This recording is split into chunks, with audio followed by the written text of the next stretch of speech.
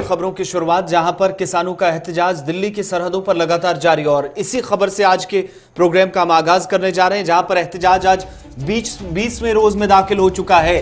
3 हफ्ते पहले ही इस एहतजाज के मुकम्मल हो चुके हैं। ये तहरीक मजीद आगे बढ़ रही है और 30 से ज्यादा ऐसी यूनियंस हैं जिन्होंने एहतजाज में शिद्दत लाने का भी हुकूमत को इंतबाह दिया है। मुज़ाकरात के लिए भी हुकूमत की तरफ से कोशिशें तेज कर दी गई हैं। हरियाणा बॉर्डर पर भी हजारों किसान मौजूद है और पुलिस की तरफ से एडवाइजरी जारी कर दी गई है।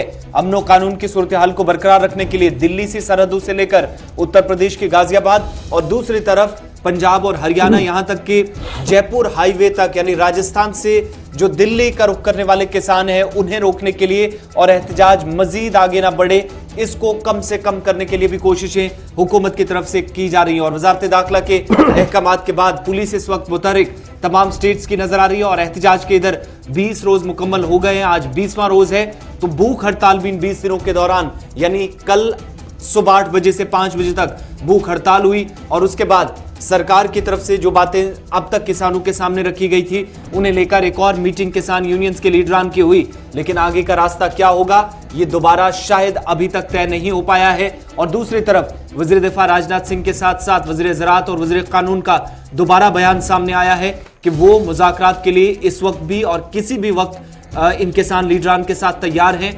अगर मुज़ाकराती अमल को आगे बढ़ाना और कामयाबी के साथ इसे अंजाम देने के लिए किसान यूनियन के लीडरान आगे ले जाना चाहते हैं तो वो हुकूमत के साथ जो हुकूमत की जानिब से उन्हें तजवीज़ दी गई है उस पर दोबारा गौर करके एक बार फिर मीटिंग के लिए तैयार हो जाए। 32 तंजीमों के इत्तेहाद की तरफ से एहतजाज को मजीद सख्त करने का इशारा दे दिया गया है।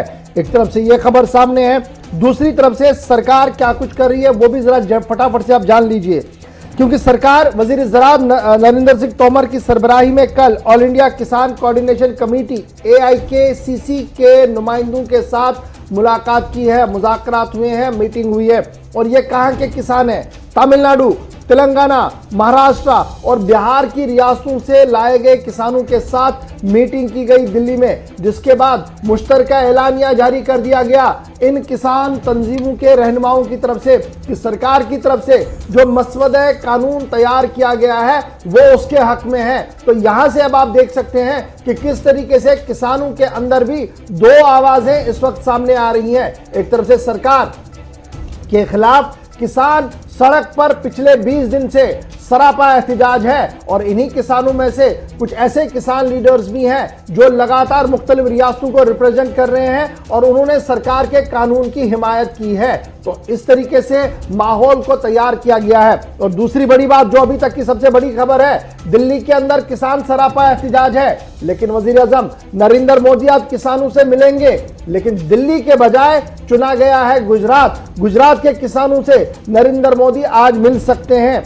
इस तरीके की बात जो है वो सामने आ रही है और दिल्ली के किसानों से नहीं, गुजरात के किसानों से नरेंद्र मोदी वजीर आजम जो है वो आज मुलाकात करने जा रहे हैं। दिल्ली की सरहद पर एहतजाज कर रहे किसानों से वजीर ज़राअत की 6 मुलाकातें हो चुकी हैं, लेकिन वजीर आजम नरेंद्र मोदी ने ये न तो आज तक खुलेआम कोई मुज़ाकरात की दावत उन्हें दी और ना ही इस तातुल को ख़त्म करने के हवाले से उनकी कोई पेशकदमी हुई है। और माना जा रहा है कि अब सबकी नज़रें जो है वो आज पर भी मरकूज रहेंगी, जहां एक तरफ से किसान लीडर अपनी हिकमत अमली और रणनीति को आने वाले प्रोग्राम को अवाम के सामने रखेंगे, वहीं पर सरकार जिस तरीके से और किसान लीडरों के साथ मुज़ाकरात का दायरा वसी कर रही है वहां से भी पेशरफ्त आगे बढ़ सकती है। तो कुल मिलाकर फिलहाल किसान ठंड के बावजूद, दिल्ली का मौसम याद रखिएगा, नॉर्थ इंडिया में दिल्ली का मौसम काफी ठंडा है, घना कोहरा रात देर के 11 बजे से ही दिखने को मिलता है और सुबह 10 साढ़े 10 बजे तक भी इस कोहरे का असर